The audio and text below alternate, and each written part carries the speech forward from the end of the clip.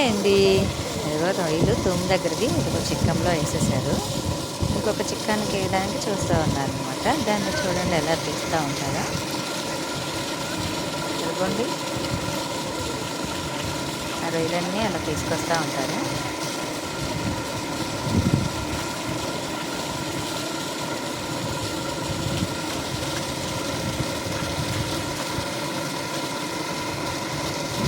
చూసారా?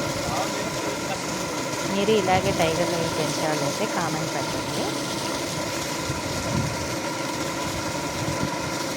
రొయ్యల చెరువులు వెంటనే పెరిగేవేం కాదు, చాలా ఖర్చుతో కూడిందనమాట.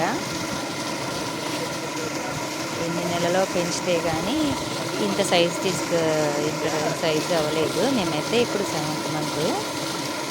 మేము ఇప్పుడు ఇది 18.5 కౌంట్ వచ్చింది. సీడ్ మంచిదైతే తొందరగానే ఎదుగుతుంది. సీడ్ కొంచెం డల్ అయితే ఇలాగ టైం పడుతుంది అనమాట.